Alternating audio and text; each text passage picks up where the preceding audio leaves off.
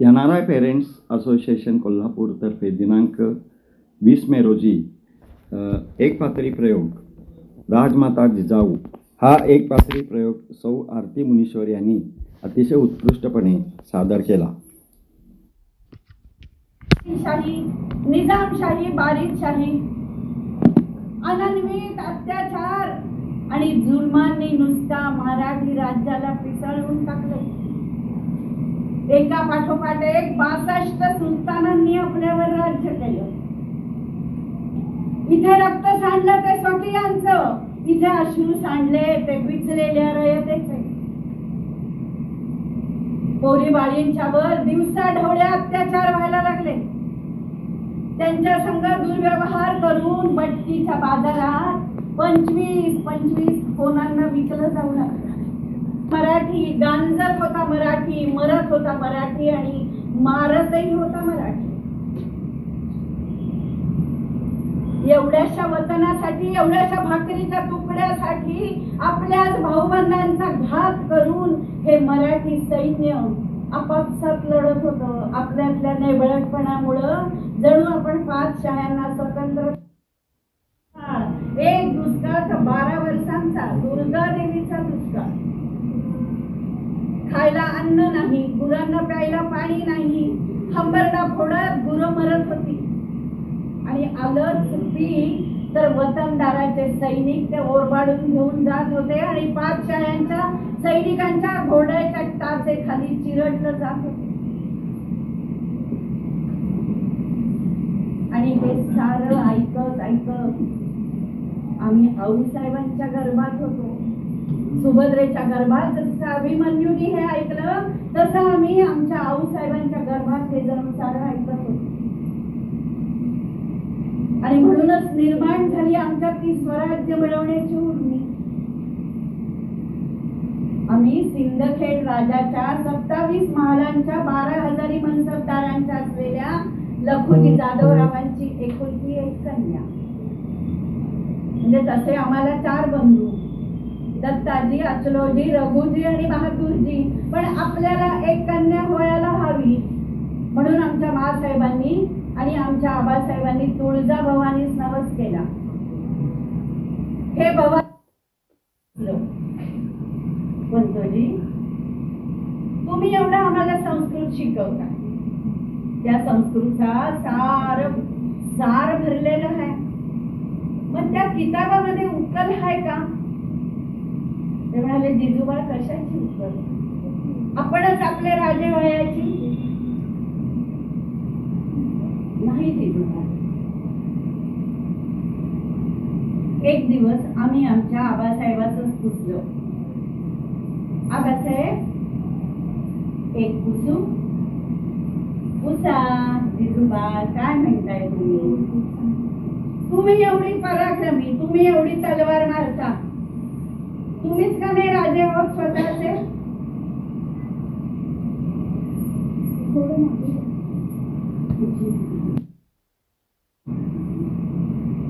त्यांनी डोक्यावरून हात फिरवला. विषण्णपणाने मला म्हणाले, जिजूबा, तुम्ही अजून लहान आहे, थोरल्या व्हाल तेव्हा तुम्हाला कळल. आपला समाज पोखरलेला आहे. खोट्या अहंकारापायी, खोट्या पैशापायी या 5 शाह्यांच्या नादी लागलेला. म्हणजे हे 5 शाह्यांची चाकरी करतील, त्यांनी फेकलेली भाकरी खातील, त्यांना वाकून पुरणीसात करतील आणि आपल्याच माणसाचा घात करतील. शत्रू मोठा प्रबळ आहे. 5 शाह्या कुणा संघ भिडणार? त्यात आपल्या समाजाची उतरंड. म्हणजे आधी आपण कुटुंबाचा विचार, मग समाजाचा विचार आणि मग वेळ झाला तर देशाचा विचार. असल्या नेबळट विचारांनी स्वराज्य मिळत नसतं जिजूबा. आम्हाला बी कळतं ही गुलामगिरी नकोय,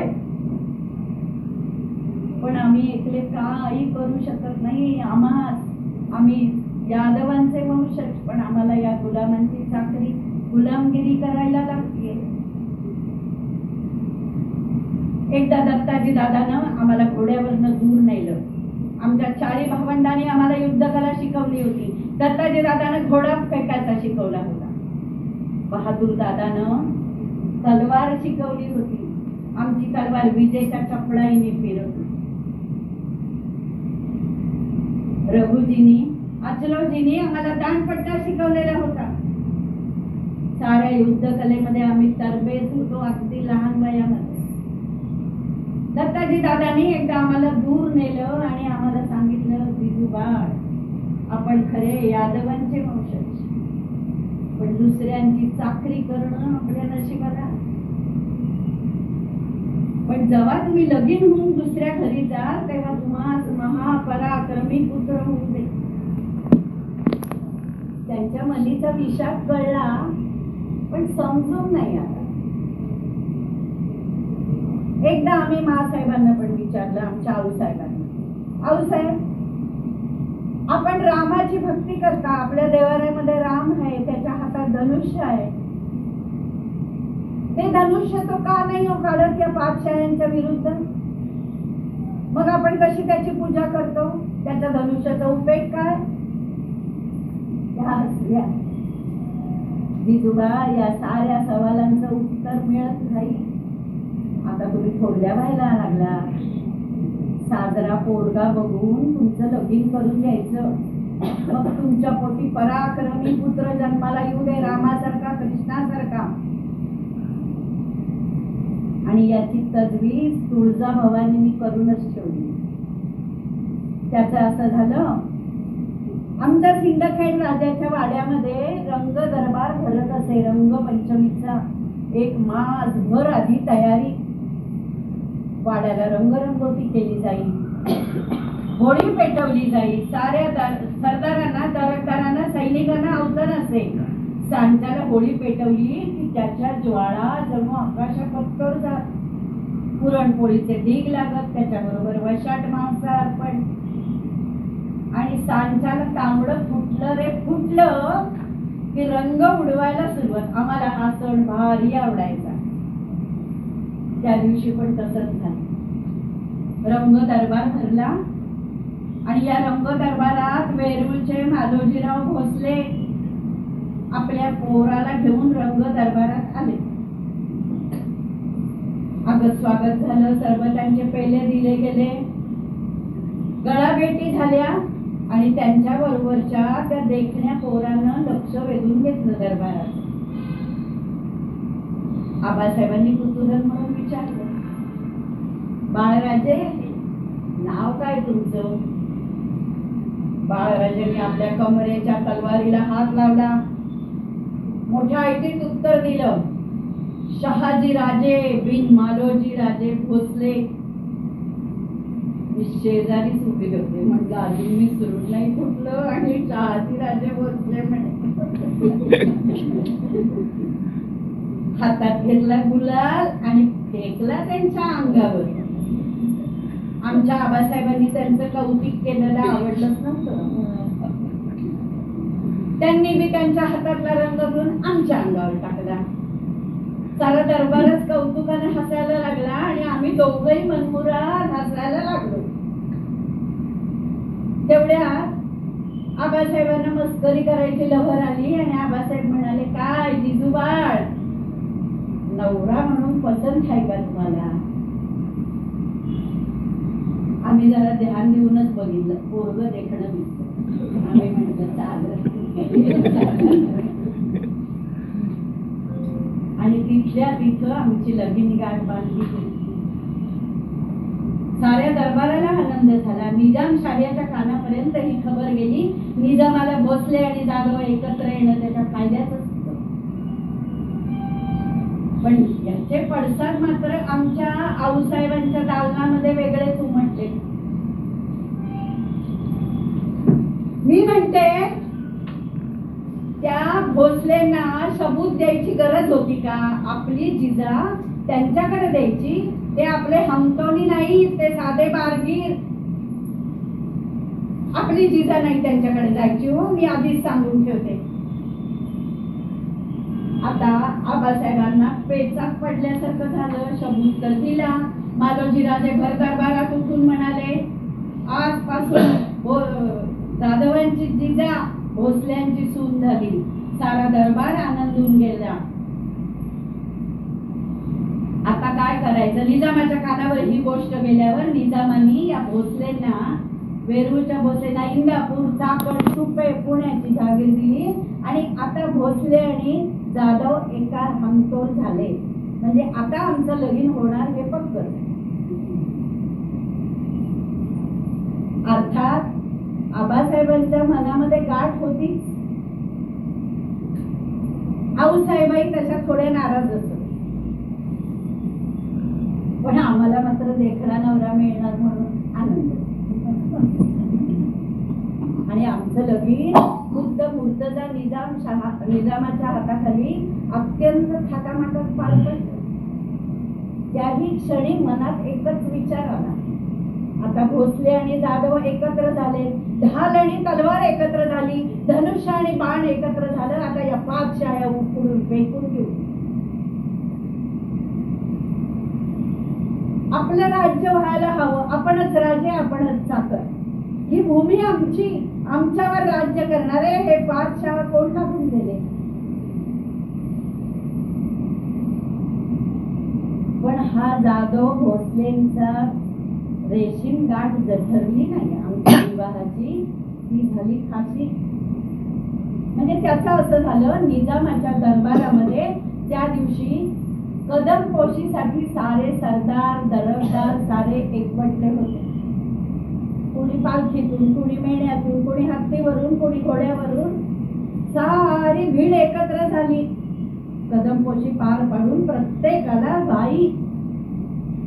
चौदारांना ही भीड आटोक्यात आणता आणता पुरेवाट झाली. तेवढ्यात खंडागळे सरदारांचा हत्ती पिसाळला. आपल्या सोंडेनी वाटेत आलेल्या माणसांना फेकून देत पायाखाली माणसांना चिरडत तो गर्दीतून धावायला लागला. माहू त्याला आटोक्यात येईना. हे आमच्या दत्ताजी दादांनी बघितलं आणि दत्ताजी दादा तलवार घेऊन त्या हत्तीच्या मागे लागले. हत्तीपेक्षा दत्ताजी दादा पिसाळ. तेवढ्यात आमचे दीर संभाजीराजे, केळोजीराजे, व्यंकोजीराजे सारे एकवटले आणि म्हणाले, दत्ताजी हत्तीस मारणे नाही.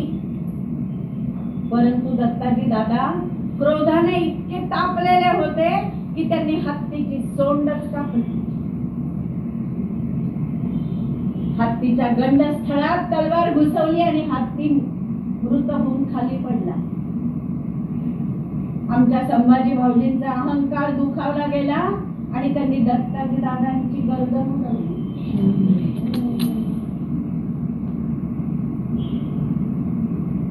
आबासाहेबांना ही गोष्ट कळल्याबरोबर ते पाठीस वळले आणि त्यांनी संभाजीची मान मारली. एवढंच नाही, आपल्या जावयावर म्हणजे आमच्या धन्यावर सुद्धा त्यांनी तलवार चालवली. हत्ती कुणाचा? खंडागळ्यांचा. आणि मेलं कोण? आमच्या धन्यावर आबासाहेबांनी चालवलेली तलवार आम्हाला क्षम्यच नव्हती. आम्ही कधीही माहेराकडे उलटून पाहिलं नाही. वेरुळास आम्ही गेलो तेव्हा आमच्या लक्षात आलं की आजवर सिंदखेड राज्यात नुसतं कानाने ऐकत होतो अत्याचार आणि जुलूम, आणि आता आम्ही डोळ्यांनी पाहायला लागलो. दिवसा ढोळ्या पानवट्यावरनं या गोऱ्या गोंट्या कुणबिनी उचलून नेत जातो. आमच्या रक्तामध्ये जणू विखार पेटला. रक्त जणू उकळू लागलं आणि असं वाटायला लागलं हे साऱ्या माटात पार पडले सारे डवा जेवण. आम्ही मुलाला जन्म दिला आणि चुलता जो मारला गेला होता त्याचं नाव ठेवलं संभाजी. संभाजी जन्माला आले पण थंड प्रकृतीचे, कधी रडले सुधीक नाही. त्यांच्या पाठोपाठ आम्हाला 4 मुलं झाली. पण सगळी मांडीवरनं या धीरतेने उचलून नेली. फक्त आमचा गर्भवास सोसणं एवढंच त्यांचं कर्म. पण प्रत्येक वेळी ध्यास मनामध्ये निर्माण झाला, स्वराज्य आपलं राज्य. या पाचशहांना इथून हुसकून लावायचं. हा सूर्य आमचा, हा चंद्र आमचा, ही माती आमची, तर राज्य सुद्धा आमचं. आमचा तख्त, आमचा झेंडा, आमचं सिंहासन. आणि या ध्यासानं जणू या वैश्विक शक्तीनं आमच्या गर्भामध्ये पुन्हा प्रवेश केला. आता आम्ही सहाव्यांदा बरोबर होतो, पण या वेळेस मात्र आमचे डवाळे वेगळे. डवाळे जसे लागले तसे आम्हाला सरबत, मस्कती, डाळिंब काही नको होतं. आम्हाला वाटायला लागलं शस्त्रांचा दणदणाट ऐकावा, उंच उंच डोंगर चढावे, तोफांचे आवाज ऐकावे, तुळजाभवानी सारखा त्रिशूळ हातात घ्यावा आणि भोसकावा त्या पाचशाळ्यांच्या हाताला. आम्ही वळितलं, आमच्या पोटी बाळ जन्माला येणार, ते स्वराज्य मिळवणार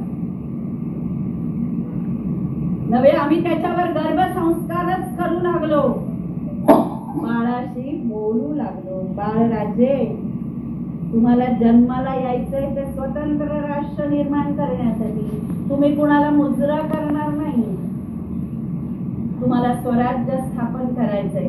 आम्ही जे काय खात होतो, पीत होतो, तो सारा ध्यास त्या आमच्या बाळाच्या रक्तामध्ये वाहत होता.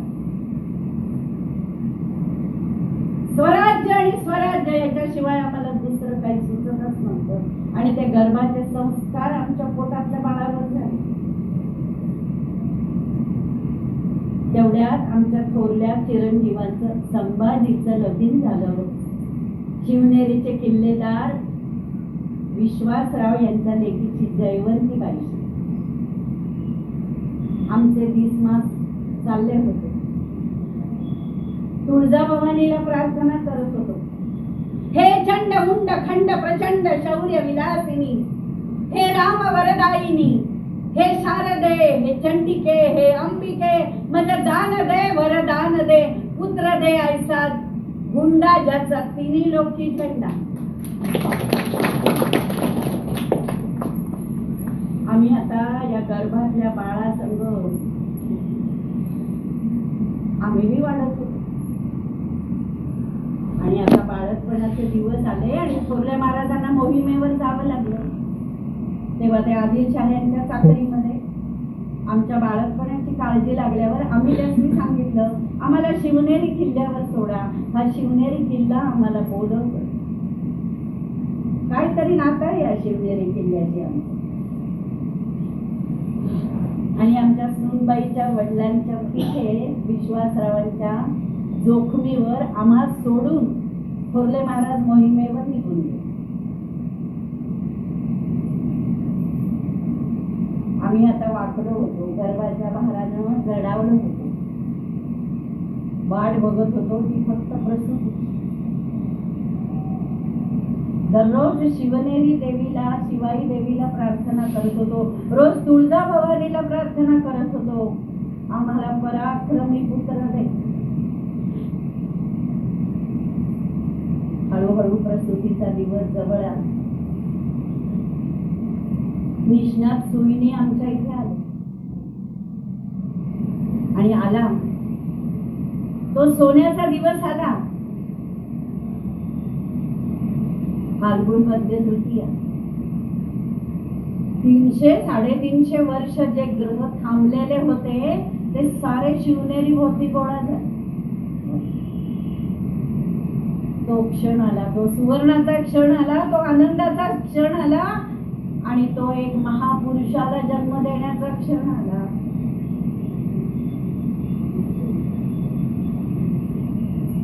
आणि एक तेजाचा गोळा आमच्या कुशीमध्ये आला. सुईणींनी बातमी दिली, तो उडवा, बाल किसन जन्माला आले आहे. ती साखर खाल्ल्या, थोरल्या महाराजांच्याकडे रवाना झाल्या. 5वीची पूजा झाली, षष्ठीची पूजा झाली, शस्त्रपूजन झालं. 5वीला सटवाईची पूजा केल्यावर मी सटवाईला सांगितलं सांगितलं तू काही पण भाग्य लिही, पण मी माझ्या बाळाचं भाग्य लिहिणार, त्याला स्वराज्य संस्थापक करणार. षष्ठीच्या दिवशी तलवारीची, धनुष्याची, मुसळाची पूजा केली. 5वीलाच तलवार पुजली माझ्या शिवबाने. 12व्या दिवशी बारसं करायचं धाटलं. सुवासिनींनी न्हायला घातलं मला, बाळराजांना. आम्ही शालू नेसल्या, दागिने घातले, शिवबास नटवलं, उंची घातली, वाघनख घातलं, पिंपळ पान घातलं, पायात तोरड्या, कमरेला करगोटा. बाळराजे काय देखणे दिसत होते. आम्ही सूर्याचं दर्शन करवलं. एका तेजानं दुसऱ्या तेजाचं दर्शन घेतलं. आता नाव ठेवायचं बाळराजांचं.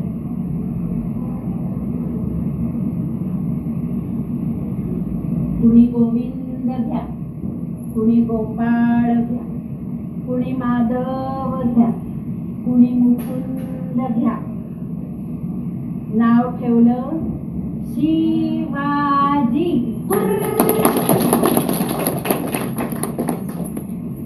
शिवाजी म्हणजे शिवाचं तांडव, वा म्हणजे वासुदेवाची कूटनीती, जी म्हणजे जिजा आणि जी म्हणजे जिजाईची जिगर.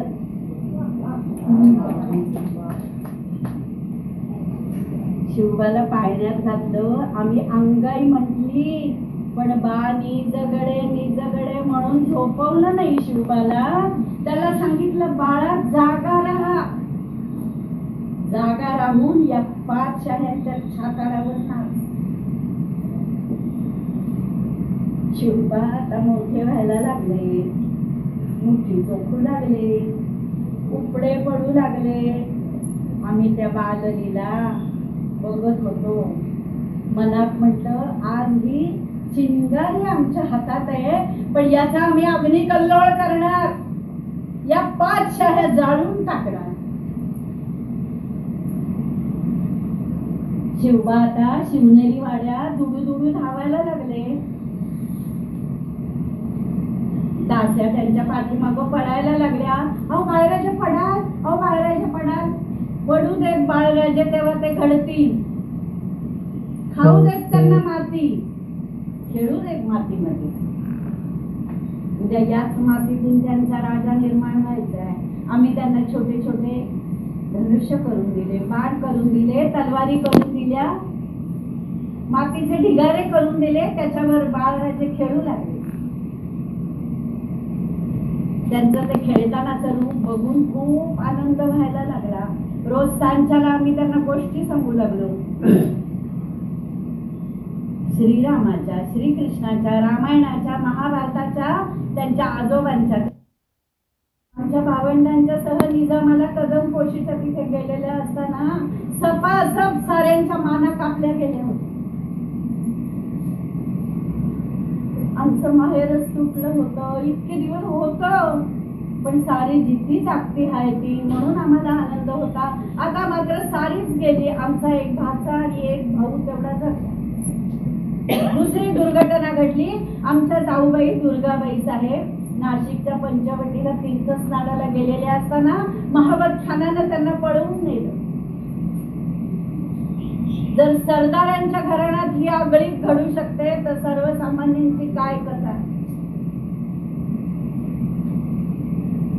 आता आमचं काळीज असं करकचू लागलं. आम्ही आता शिवबास पराक्रमाच्या आणि शौर्याच्या गोष्टी सांगू लागलो. सतत त्याच्या कोमल मनावर एक संततधार धरली, स्वराज्य, आपलं राज्य.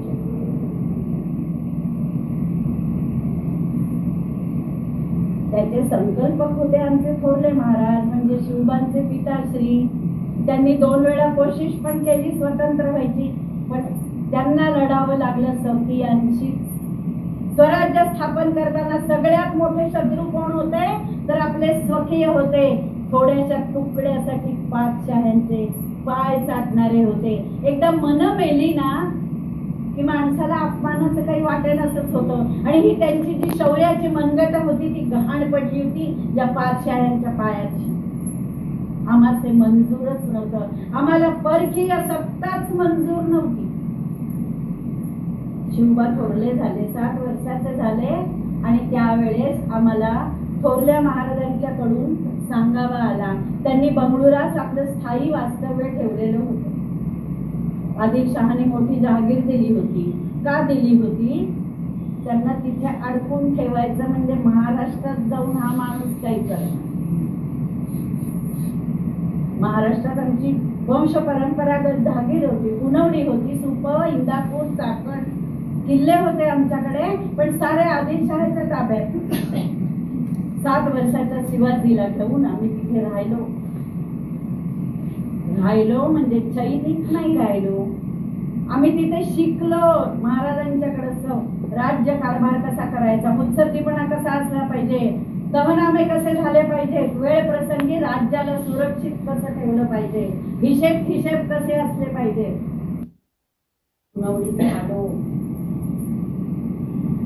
पुनवडी झालो तो सारी पुनवडी उद्ध्वस्त झाली. आपलाच हिंदू सरदार राया मुरार देवानं तोफा लावून पुण्याच्या साऱ्या वेशी उकडून टाकलेल्या होत्या. त्याचं कारण असं की एकदा थोरल्या महाराजांनी उठाव केला होता आणि त्यांना दहशत म्हणून त्यांनी पुन्हा उद्ध्वस्त केलं होतं.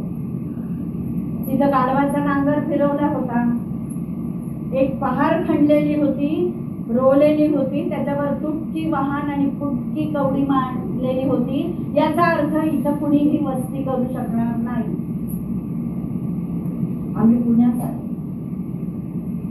येऊन जहागिरी सांभाळणे एवढंच आमचं काम नव्हतं. 12 मावळावर स्वराज्याचा विचार रुजवणं हे आमचं काम. भगव्याची सावली साऱ्या मावळावर आम्हाला करायची. आम्ही पुनवडी झाल्यावर आमच्या सौताच्या हातानं ती पहाड फेकून दिली. आम्ही इथे राज्य करू, आमचा काय निर्वंश व्हायचा ते. शिवबाच्या हातानं सोन्याचा नांगर फिरवला.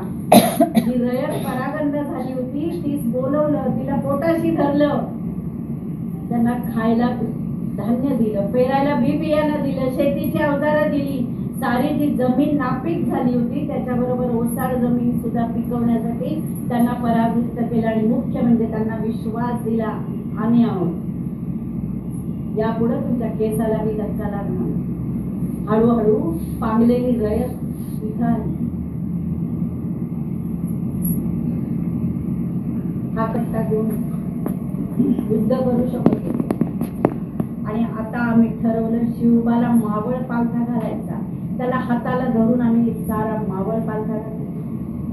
दादोजी कोंडदेवांसारखा उत्तम लष्करी शिस्तीचा शिक्षक त्यांना मिळाला होता. आमचे संस्कार आणि त्यांची शिस्त आमचा शिवबा घडवला. आम्ही 12 मावळामध्ये फिरलो आणि तिथंच आम्हाला भेटले हे सारे काटक मावळे. तानाजी मालुसरे, सूर्याजी पिसाळ, बाजी प्रभू देशपांडे, मुरारजी देशपांडे, कोंडोजी फर्जंद, हिरोजी फर्जंद, नेताजी पालकर, बहिरजी नाईक, शिळंकर, बांदल देशमुख, येसाजी कंकर. एकापेक्षा एक ही काटक पोरं आम्हाला भेटली. त्यांच्या हातात शेतीच्या अवजारा बरोबर बोलून आम्ही त्यांना पुरणपोळ्या खायला घातल्या. आमच्या 13-14 वर्षाच्या शिवबानं रायरेश्वरासमोर शपथ घेतली. स्वराज्य मिळवल्याशिवाय किल्ले कसे घ्यायचे, जिथं बंदोबस्त नाही तिथे गनिमीकारांनी किल्ले घ्यायचे. आमच्याकडे सैनिक खूप, शस्त्रास्त्र नाही, पण आम्ही गनिमी कावा शिकलो.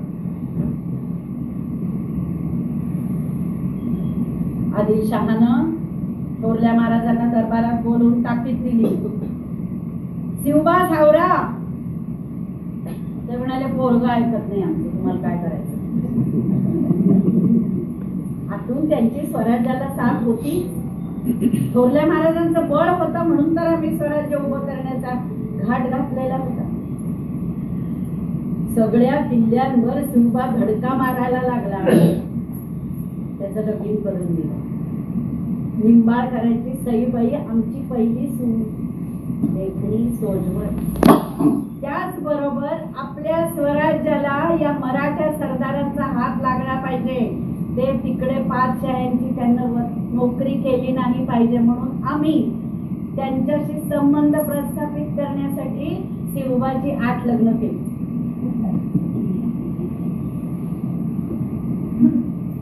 म्हणजे शिवबा बाह्यवेडा होता म्हणून नाही, पण आम्हाला तो एकच मार्ग दिसला. काही ठिकाणी आम्ही आमच्या मुली दिल्या. आमच्या मुली म्हणजे शिवबाला 4 मुली झाल्या, त्या आम्ही आता सरदारांच्या घरी दिल्या. त्यांनी आपल्या विरुद्ध जाऊ नये.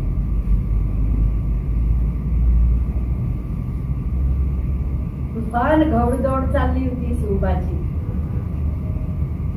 पण सतत नियोजन होतं ते आमचं. कुठला किल्ला कधी घ्यायचा, कुणावर कधी हल्ला करायचा, वेळ पडलीच तर किल्ला सोडून कसा द्यायचा, हे सारं आम्ही शिवबास मार्गदर्शन करत होतो. नेकीचा सल्ला देतो. पण जसं जसं स्वराज्याचा भाग उधळला तसा तसा स्वराज्यावर संकट यायला सुरुवात झाली. आपलीच लोक फितूर व्हायला लागली. या फितोरीचा बंदोबस्त करणं सुद्धा भाग होतं. स्त्रियांचा सन्मान व्हायला पाहिजे हा पहिला महामंत्र मी शिवबास दिला. आणि रांझ्याच्या पाटलानं गावातल्या बकुळा संघ विनयभंगाचा प्रयत्न केल्यावर त्याचा चौरंगा केला. हातपाय छाटून त्याला वेशीवर टांगला होता की यापुढे कुणाची हिंमत नाही झाली पाहिजे. शिवबास एकच सांगितलं, मंदिराचा कळस, अंगणातली तुळस, गोठ्यातली गाय आणि घरातली माय सुरक्षित राहील.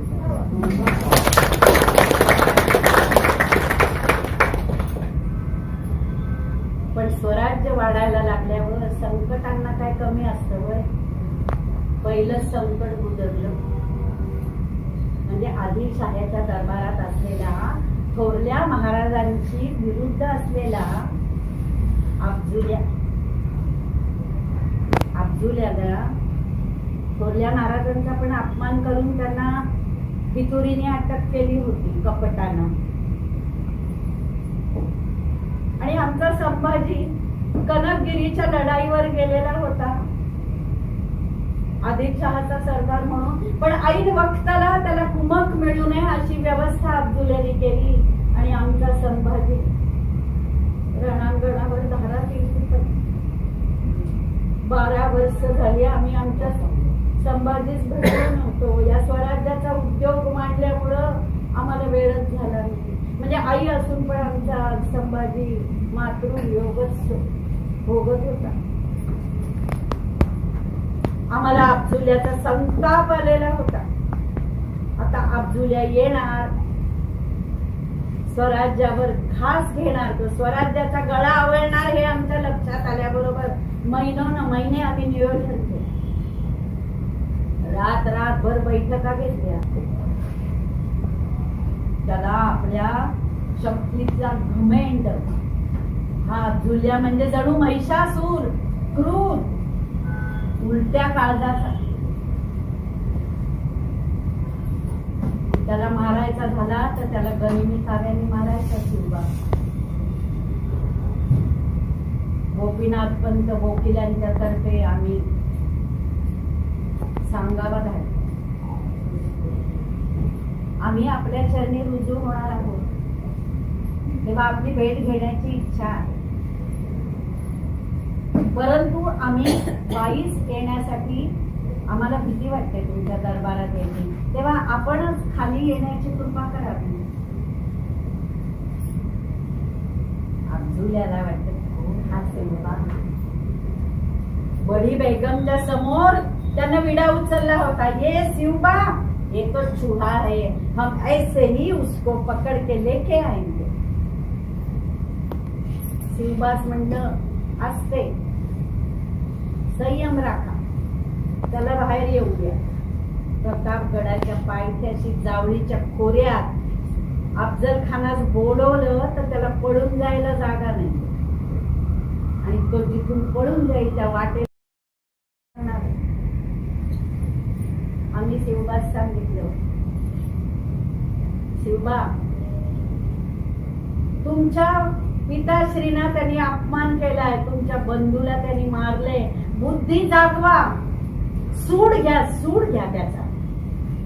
संभाजीचं उष्ण फेडा, पण सारं बुद्धीच्या तुल्याने करा. प्रत्येक मोहिमेवर पाठवताना आम्हाला प्रसव वेदना होत होत्या. शिवबाची आई होणं म्हणजे काही सोपी गोष्ट नाही. एकदाच बाळणपण होऊन भागलं नाही. प्रत्येक वेळेला माझा शिवबा गेला की मला त्याचा पुनर्जन्मच बघायला मिळायचा.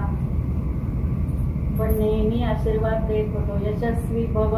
प्रत्यक्षात तुळजाभवानी तुमच्या तलवारी ते शिवबा फसते वा.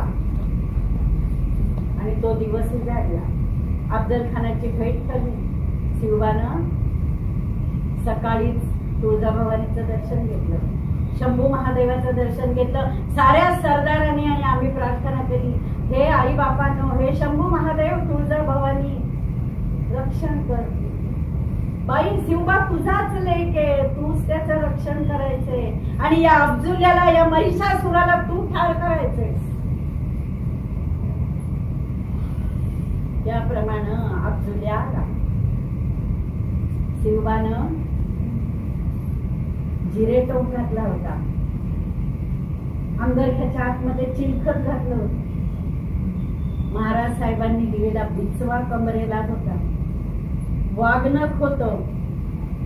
आमचा शिवबा लहानसा आणि हा अफजुल्या म्हणजे 6 हात उंचीचा अडदाण, जणू एखादा राक्षसच. त्याच्याबरोबर सय्यद बंडा आला. शिवबाने गोपीनाथ पंतांना सांगितलं सय्यद बंडाचं काम नाही, त्यांचे 2 सुरक्षा रक्षक, आमचे 2 सुरक्षा रक्षक, संभाजी कावजी एक त्यांच्या संगती होता. अफजल खान आला. आओ शिवबा आओ. शिवबाला त्यांनी मिठी दिली. डाव्या बगलेमध्ये शिवबाची मान दबोचली आणि हातातल्या कटारीने शिवबाच्या पाठीवर वार केला. तर अंगरखा फाटला आणि चिलखताला जाऊन कट्यार भेटली. तेवढ्यात शिवबानं हातातला बिचवा काढला आणि खुपसला अफजुल्याच्या पोटामध्ये. भळाभळा सारी आतडी बाहेर आली, कोथळा बाहेर आला. कडकडले स्तंभ, गडगडले गगन, अवनी होता हे कपायमान. कडकडली नक्षत्रे पडतात ती जाणं, उग्र रूपे प्रगटला सिंहवदन. आज या खान रूपी हिरण्यकश्यपूचा वध करण्यासाठी माझा शिवबा आज नरसिंह झाला.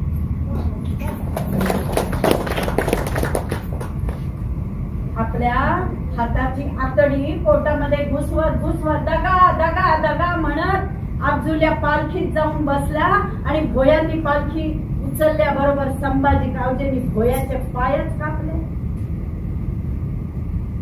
आणि पालखीत जाऊन अफजुल्याचं मुंडकं खात्मा. स्वराज्याचा एक मोठा शत्रू नाहीसा झाला. आमच्या संभाजीचं उष्ण फेडलं. मस्तक घेऊन नेतोजी आमच्याकडे रायगडावर आले. आम्ही म्हटलं मरणांत वैर आता मरणानंतर नाही. त्याच्या मुंडक्याचं रितसर दहन झालं. सिद्धी जोहरच्या वेड्यात अडकला. सिद्धी जोहर म्हणजे क्रूर कर्मा. त्याचे सैनिक उलट्या काळजाचे, थंड रक्ताचे. 1.5 मास झाला तरी वेडा फिटना का उठना. मुंगी तेवढ्यात नेतोजी पालकर आले. बहिर्जी नायकांनी काही खबर दिली आणि पुन्हा सांगितलं सिद्धी जोहरास आम्ही तहनामा करण्यास तयार आहोत, आम्ही आपल्या चाकरीमध्ये येण्यास तयार आहोत.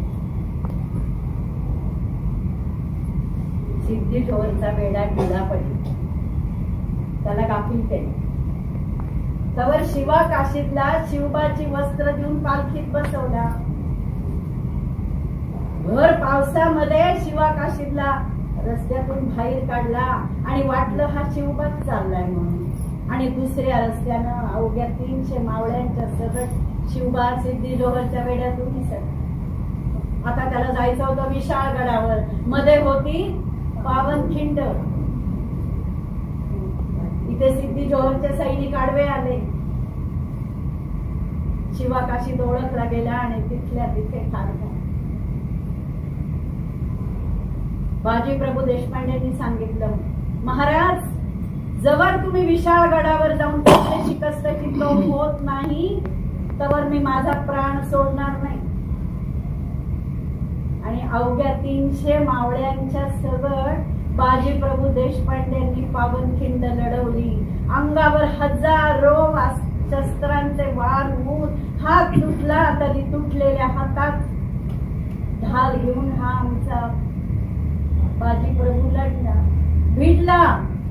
आणि जेव्हा आमचा शिवबा विशाळ गडावर गेला, फत्ते शिकस्तची तोफ वाजली, तेव्हा त्यानं मुजरा करून आपला प्राण सोडला. काल शिवा काशीत गेला, आज बाजी प्रभू गेला. आमचं मन काळीज आमचं तुटलं, पण आम्हाला रडायचा अधिकार नव्हता, आमच्या डोळ्यात पाणी आणायचा अधिकार नव्हता. आमच्या डोळ्यातलं पाणी बघितलं असतं तर सैनिक खचले असते. जशी जशी संकट येत होती तसा तसा आमचा स्वराज्याचा विचार आणखी पक्का होत होता आणि आणखी आमचं मन कठोर होत होतं. कारण आम्हाला दिसत होतं स्वराज्य, आपला छत्रपती, आपलं तख्त, आपलं निशाण रोजे सोडून सारे सुस्तावले. याच वेळेला एक वरात वाजत निघाली लाल महालावरती आणि त्या वरातीमध्ये आमच्या शिवबानं वराडी मंडळी घुसवलेली होती. ठरवलेलं होतं कुणी कुठं उभं राहायचं, कुणी कुठं जायचं. लाल महालात शिवबा खेळले ना, त्यातली जागा सारी माहिती होती शिवबास. मग आता हा कुठे असणार आहे याचा मागोवा घेतला आणि ही सारी मंडळी बत्त्या विझवून टाकल्या आणि लाल महालात शिरली. कुठल्या तरी एका बेगमेला पत्ता लागला, ती दगा दगा करून ओरडायला लागली आणि हा शाहिस्ते खान सावध झाला.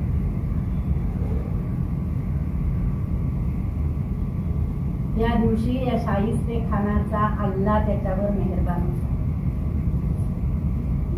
शाहिस्ते खानास शास्त करण्यासाठी शिवबा निघाला होता. आम्ही प्रत्येक वेळेला फक्त आशीर्वाद देत होतो, यशस्वी भव.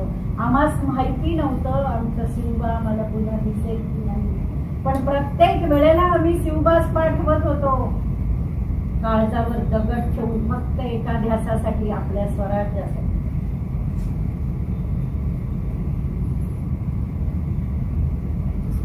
शिवबा गेला, शाहिस्ते खानाच्या महालामध्ये गेला. शाहिस्ते खानाला लक्षात आलं की कोणीतरी मारायला आलं आणि त्यांनी उडी मारायचा प्रयत्न केला. मरायचाच मेला. त्या अल्लाला प्यारा व्हायचा ते सोडून त्याच्या 4 बोटावर तलवार चालली गेली आणि 4 बोट छाटली. दगा दगा करत शाहिस्ते खान पळत निघाला तो औरंगाबादकडे. सारं पुणं बेचिराग करत, जाळपोळ करत, रयतेची पिकं तुडवत हा शाहिस्ते खान निघाला होता.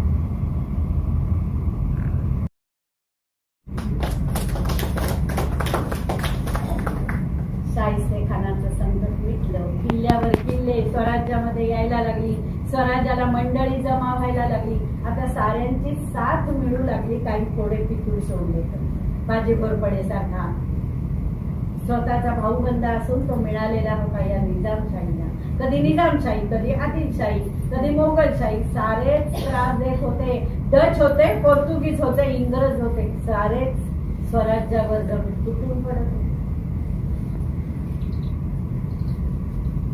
आणि यांना वटणीवर आणत आणत आमच्या शिवबाची घोड जाऊन चालली होती. आणि ते सारं बघून मनाला समाधान बी होतं की आम्ही जे सपान बघितले ते आता पूर्ण होणार आहे. रयतेचं एवढं सारं नुकसान केलं होतं शाहिस्ते खानाने, या अफजुल्यांनी, की त्यांना ते भरून देणं होतं. म्हणून सुरतेची मोहीम आखली गेली. सुरतेला कोण कोण आहे? बहिर्जी नायका. बहिर्जी नाईक म्हणजे आमचं गुप्त हे अत्यंत हुशार माणूस. त्यानं बरोबर साऱ्यांचे आम्हाला कळवलं कोण कुठं इंग्रजांच्या वखारी होत्या. आधी त्यांना आम्ही सांगावा धाडला, मुकाटपणानं एवढा पैसा दौलतीत जमा करा, नाहीतर युद्धास तयार. फारसं कोणी लक्ष दिलं नाही. तिथं हिऱ्यांचे व्यापारी होते, इंग्रजांच्या वखारी होता. अत्यंत अत्यंत श्रीमंत शहर होतं सुरत. मग त्याच्यावर मोहीम पण त्याच वेळेला आम्ही शिवबास कल्पना दिली, नवे शिवबानेच ठरवलं, म्हातारी कोतारी स्त्रिया फकीर भिकारी आणि लहान मुलं यांना हात लावायचा नाही. आपल्यास 4 पैसे कमी मिळाले तरी चालतील आणि 32 लक्ष रुपये आम्ही. तेवढ्यात एक वाईट बातमी आली. आमचे थोरले महाराज संभाजीच्या मृत्यूनंतर खरं तर ते खचलेलेच होते आणि एवढी वर्ष झाली तरी आम्ही त्यांचं सांत्वन करण्यासाठी त्यांच्याकडे जाऊ शकलो नव्हतो. या स्वराज्याच्या उद्योगापायी आम्हाला काही जमतच नव्हतं. म्हणजे आम्ही दोघी आई बाबांनी संभाजीच्या एकमेकांचं सांत्वन केलं नाही. त्या दिवशी होदीगिरीच्या जंगलामध्ये शिकारीसाठी म्हणून थोरले महाराज गेले. कधी घोड्यावरची मांड सैल न होणारे त्या दिवशी साध्या वेलीच्या भेंडोळ्यात थोरल्या महाराजांचा पाय अडकला आणि घोड्यासमेत ते पडले आणि जागी सुखदच राहिले.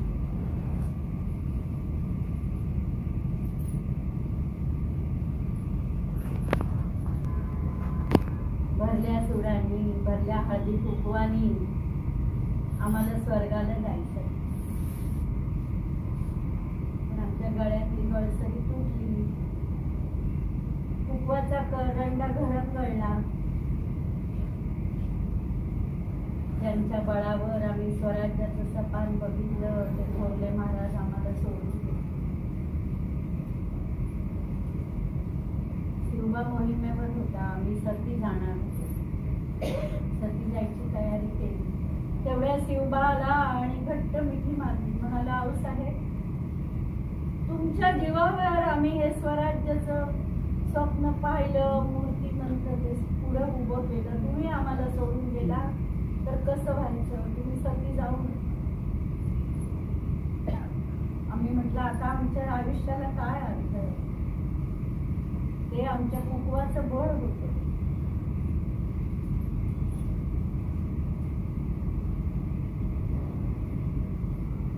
शेवटी आम्हालाच आमच्या वचनाची याद आली.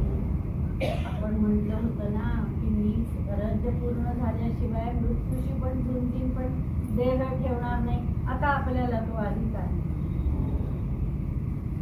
पण त्या दिवशीपासून आम्ही विश्वस्त झालो स्वराज्याचे.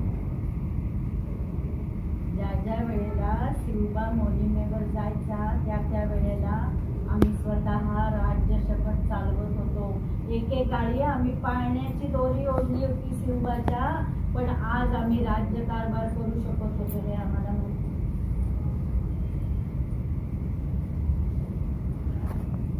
पाठोपाठ संकट आली, खूप संकट गुजरली. शिवबानी त्याच्यावर मात केली. आमच्या तुळजाभवानीनं, शंभू महादेवानं आम्हाला आशीर्वाद दिले. लहानपणापासून जे स्वराज्याचं स्वप्न होतं ते पूर्णत्वाला जाणार होतं, पण आता त्याच्यावर मोहर लागायला पाहिजे होती. एक छत्रपती आहे, त्यासाठी तुमच्यावर राज्याभिषेक होणं गरजेचं आहे.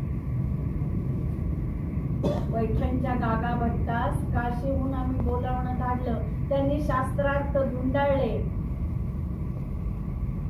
आणि आता राज्याभिषेक करायचा ठरल्याबरोबर साऱ्या रयतेत आनंद निर्माण झाला. साऱ्या पाठशाह्यांच्या छाताडावर पाय देऊन माझा शिवबा आता छत्रपती बनला. गागा भट्टास आमंत्रण केलं. तयारी सुरू झाली. सारे गड किल्ले सजवले गेले. रायगडावर 32 मन सोन्याचं सिंहासन केलं गेलं. आमच्या साऱ्या सुरा आनंदल्या. सगळ्यांचाच उत्साह संचारला. अलंकारांचं पैठण्या शालूंची खरेदी झाली. धान्याची कोठारं भरली. मेवा मिठाई आली. दिव्यांच्या ज्योतींनी, फुलांच्या पानांनी सारं सजवायचं ठरवलं. बघता बघता राज्याभिषेकाचा दिवस जवळ यायला लागला. साऱ्यांना अवतानं धाडली गेली. आम्ही वाटच बघत होतो कधी हा शिवराज्याभिषेक आम्हाला बघायला मिळतो. आणि तो दिवस आहे. ज्येष्ठातल्या तृतीयेला अभिषेक होणारच आहे. साऱ्या देवांचे अभिषेक झाले. तुळजाभवानीला सभामन सोन्याचं सत्र अर्पण केलं. शंभू महादेवाचं दर्शन झालं. शिवबाची मुंज झालेली नव्हती, ती त्यांची मुंज करवली गेली. आता त्यांचे विवाह व्हायचे होते. शिवबाचं वय 44 वर्षाचं. आता वधू कोण मिळणार म्हणून ज्या होत्या पत्नी त्यांच्याशीच पुन्हा विवाह केले गेले. या पोरी बाळींनी आपल्याच आई वडिलांचे विवाह बघितले.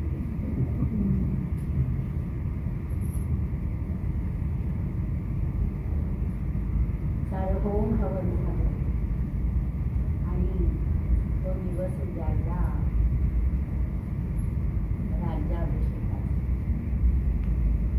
शिवबानं सकाळी स्नान केलं. 16 सुवासिनींनी त्यांना सप्तसिंधूंनी त्यांच्यावर अभिषेक केला. ओवाळलं त्यांना.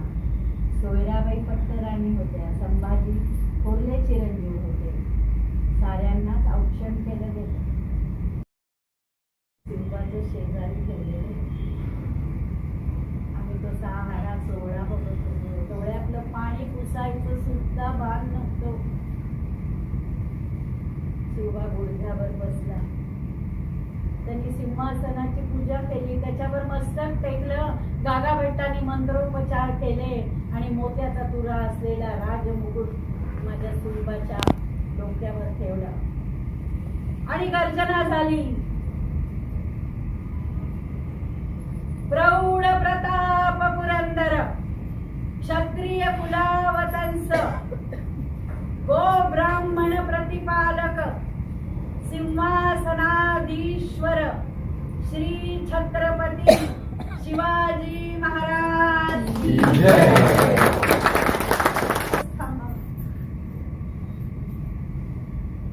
आम्ही जे अंगाई गीत गायलं होतं त्याचे आज मंत्रोपचार झालेले होते.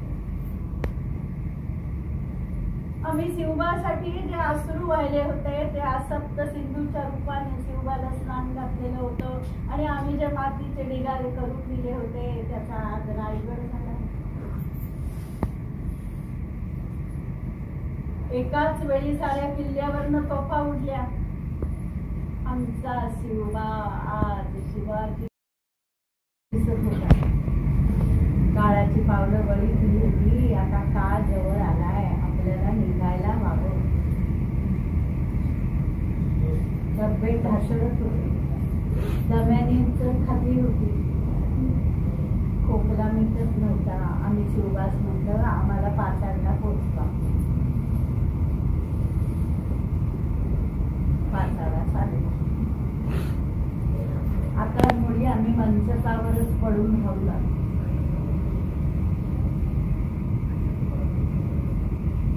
एकदा शिवबा भेटायला आले. म्हणजे शिवबा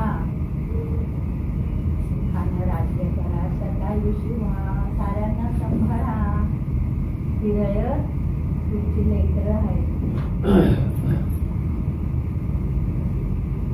शिवबा रडायला लागला. शिवबा जो जन्माला आला तो जायचा. मी आणि तुमच्या थोरल्या महाराजांनी आम्ही स्वराज्याच्या व्रताचं व्रत घेतलेलं होते. त्याचं आता उद्यापन झालेलं आहे. आता काय हवं याच्यापेक्षा. आम्ही मंचकावर पडल्या दृष्टी आम्ही झाली. साऱ्या लहानपणच्या आठवणी फेर धरून नाचायला लागल्या. चालवलेली तलवार, पळवलेला घोडा, आबासाहेबांना आऊसाहेबांना विचारलेले सवाल. ती रंगपंचमी तिथं आमची थोरल्या महाराजांची गाठ पडली. लगीन झालं. संभाजी आम्हाला सोडून गेला. ती 4 बाळं सोडून गेली. आमचे आईसाहेब, आमचे आबासाहेब, आमचे मारले गेलेले बंधू सारं आठवायला लागलं.